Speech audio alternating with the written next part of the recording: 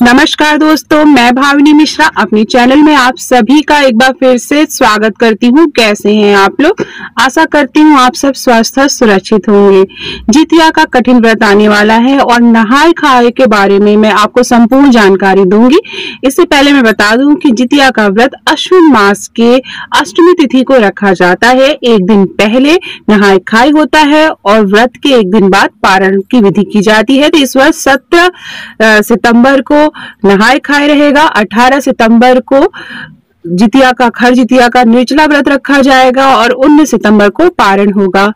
तो नहाय खाए की संपूर्ण विधि में बताऊंगी और भी बहुत से क्वेश्चन के आंसर मैं दूंगी, जैसे कि कंघी करनी चाहिए बालों में कि नहीं, जिनकी सास है तो क्या करे, जिनकी सास नहीं है तो क्या करे, अगर सुहागिन सास मरे तो क्या करे। तो इससे जुड़ी हुई सभी समस्याएं, सरगई कैसे करते हैं, सुबह उठगन कैसे करना है, किन किन चीजों की जरूरत पड़ेगी, वो सारी बातें मैं इस वीडियो में शेयर करूंगी। तो सबसे पहले जो है सुबह 3:30 बजे, जैसे निर्जला व्रत जिस दिन रहना है उस दिन उठगन किया जाता है। ब्रह्म मुहूर्त से पहले उठगन की विधि की जाती है, तो उसके नहाय खाए जिसको बोला जाता है, तो वो मैं आपको बताती हूँ। तो नहाय खाए में ही आप रात में ही जो है सब्जी बना लेते हैं, बिना नमक की तुरई की सब्जी जिसको सतपुतिया भी बोलते हैं, वो बना लेते हैं। बहुत से लोग लोनी का साग और मड़ुआ की रोटी खाते हैं। तो अलग अलग जगह अलग अलग प्रथाएं हैं जो कि उठगन में की जाती हैं। तो सबसे पहले सुबह सुबह उठ के स्नान कर लेना चाहिए। सुबह का मतलब है कि 3:30 बजे रात में आपको करना है नहाय खाए। जैसे 18 सितंबर है तो 17 सितंबर की रात में, मतलब 18 सितंबर के शुरू होने से पहले आपको ये कार्य करना है। सुबह उठ के स्नान करना है, स्वच्छ कपड़े पहन लेने हैं, साफ सुथरे कपड़े आप पहनेंगे। नए कपड़े नहीं पहने जाते हैं क्योंकि पितृपक्ष चल रहा है और पितृपक्ष में कुछ भी नया और कोरा चीज नहीं पहना ओढ़ा जाता है, तो इस बात का हमें ध्यान रखना है। तो सुबह उठ के हमें तुरई के पत्ते चाहिए, अगर आपको मिल पाए तो तुरई के पत्ते मिल पाए, नहीं तो आप केले के पत्ते ले सकते हैं। कुछ भी न मिल पाए तो आप न्यूज़पेपर लेके उसके ऊपर उठगन रखते हैं। उठगन रखने का जो तरीका है वो बता दूं। 4 लोग के लिए रखा जाता है। सबसे पहले चील के लिए, सियारिन के लिए, फिर गौरी माता के लिए, गौरी लक्ष्मी के लिए, और जो है एक जो होता है जीवित वाहन भगवान के लिए। इस तरह से 4 जगह रखा जाता है उठगन। बहुत से लोग अपनी जिनकी सास नहीं होती है वो सास के लिए भी उठगन रखती है। तो सबसे पहले हमें 4 जगह पत्ता रख लेना है, तुरई का पत्ता रख लेंगे। उसके ऊपर दही चूरे की जरूरत पड़ती है। दही चूरा रात में आप भिगो दें, तो दही चूरा में चीनी मिलाकर थोड़ा थोड़ा वो रखा जाता है, चारों पत्तों पे रख देंगे। उसके साथ उठगन रखेंगे। उठगन का मतलब होता है कि तुरई की सब्जी बिना नमक की बनाएंगे और छोटी छोटी पूड़ियां बना लेते हैं। तो उन पूड़ियों पे तुरई की सब्जी रखकर इन चारों पत्तों पे हमें उसे भी रख देना है। साथ में पूजा करना है। पूजा अर्चना करने के लिए हम फूल चढ़ा देंगे। कोशिश करें सफेद रंग का फूल हो तो सफेद रंग का फूल चढ़ाएं, क्योंकि पितृपक्ष में सफेद रंग के फूल का विशेष महत्व माना जाता है। उसके बाद जिनकी जो है सास सुहागिन मरी होती हैं,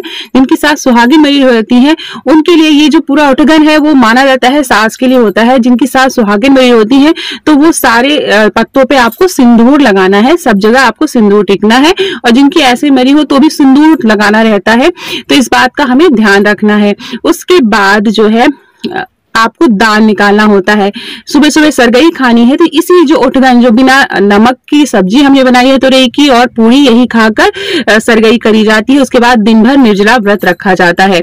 अब मैं बता दूं कि जो दान निकालना, दान जो है आज दिन जो है नहाय खाए वाले दिन जो दान है वह दान जो है उसमें चावल का दान नहीं किया जाता है, आटे का दान किया जाता है। तो आटा एक तुरई, ये भी तुरई के पत्ते पे ही दान किया जाता है, अगर आपको मिल पाए तो, नहीं तो आप कटोरी प्लेट में भी कर सकते हैं। तो तुरई के पत्ते पे दान करना है। सबसे पहले आटा निकाल लेना है। आटा, फिर आपको दाल मसूर की दाल नहीं देनी है, अरहर की दाल ही, या तुरई की जो दाल होती है, अरहर की दाल होती है, उसको आपको दान में देना है। फिर हल्दी, नमक, बहुत से लोग अचार का दान करते हैं। आलू और तुरई का दान जरूर करें, जैसा कि मैंने बताया इसमें तुरई का विशेष में तुरई या सतपुतिया है उसका दान करना चाहिए, तो वो दान में शामिल रखें। आलू दान में शामिल रखें। दक्षिणा निकाल दे, 51, 101 जो भी आपकी इच्छा है वो दक्षिणा निकाल दे। साथ में जो आटा का ढेर बनाया है उसके ऊपर सिंदूर सिंदूर का दान करने का विशेष महत्व है, तो सिंदूर से आप दान जरूर करिएगा। तो इस तरह से पूजा पाठ करके संकल्प लेके हमें व्रत शुरू करना है। सरगई में आपको वही ओठगन जो आप है, बहुत से लोग दही चूरा चीनी मिला के खाते हैं, बहुत से लोग जो पूड़ी और तुरई की सब्जी या लौनी का साग मुनगा की रोटी खाते हैं। तो इस तरह से ओठगन किया जाता है। उसके बाद दिन भर निर्जला व्रत रखा जाता है। और निर्जला व्रत में मैं एक चीज और बता दूं दान के लिए, कि दान उन्हीं लोग करेंगे जिनकी सास नहीं है। समझ रहे हैं, जिनके नहाए खाए वाले दिन जो दान किया जाता है वो दान सास के लिए, जो नहाए खाए की पूरी विधि है वो जिनकी सास नहीं है उनके लिए होता है। तो स्पेशली जिनकी सास नहीं है तो उस दिन दान करेंगे, और जिनकी सास है वो पारण के दिन दान करेंगे। तो इसका ध्यान रखना है। ये जो दान है आटे का दान है वो जिनकी सास नहीं है वो करेंगे। ठीक है। अब उसके बाद बहुत से लोगों ने पूछा, इस तरह से व्रत किया जाता है। उसके बाद जो है पूरे दिन निर्जला व्रत रखा जाता है। प्रदोष काल में किसी नदी में स्नान किया जाता है, अगर आपको नदी मिल पाए तो। अगर नदी नहीं मिल पा रही तो घर में ही आप गंगा जल डाल के और तिल डाल के उसी से आप स्नान करिए। बहुत से लोग ने पूछा कि दातुन कर सकते हैं कि नहीं, तो दातुन कर सकते हैं, लेकिन कोशिश करें कि उस दिन कोई चीज तोड़नी नहीं चाहिए। खरजितिया है का व्रत है तो कोई भी चीज तोड़नी नहीं चाहिए। तो आप ऐसे ही अपना उंगली से आप जो है दातुन कर ले, और उसके बाद जो है कोशिश करें झाड़ू पोछा ना लगाएं घर में, क्योंकि छोटे छोटे चींटी और ये है कुछ गलती से आपसे मर न जाए, क्योंकि व्रत है, इतना कठिन व्रत रह रहे हैं, तो कोई भी गलती ना हो इस बात का ध्यान रखना है। तो गंगा जी में आप स्नान करेंगे। उसके बाद एक जगह महिलाएं एकत्रित होती हैं, वहां जीवित कुश का जीवित वाहन बनाती हैं। चील और सियारिन की बहुत से लोग प्रतिमाएं बनाते हैं। आप मिट्टी से बना सकते हैं, गोबर से बना सकते हैं, या हल्दी से बना सकते हैं।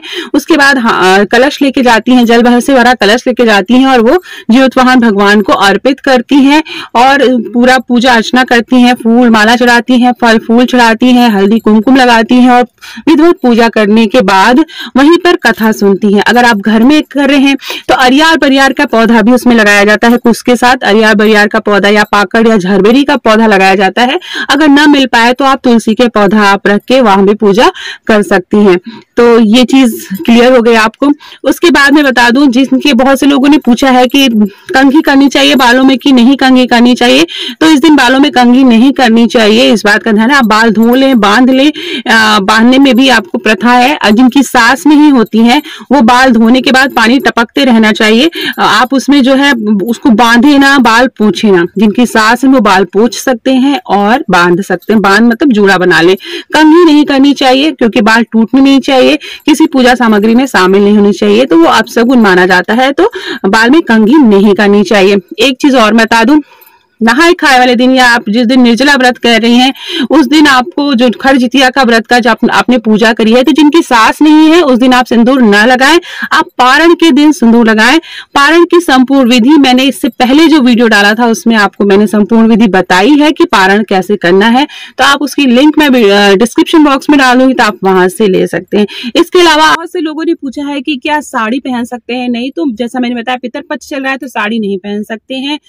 भोजन में लहसुन प्याज का उपयोग ना करें, चाहे आप पारण कर रहे हो, नहाए खाए कर रहे हो। हाँ, एक मिथिलांचल में एक जगह मछली खाई जाती है तो उन लोग खा सकते हैं। उसके अलावा जो लोग लहसुन प्याज वर्जित रखें तो ज्यादा अच्छा है। तो ये सारी बातें हैं।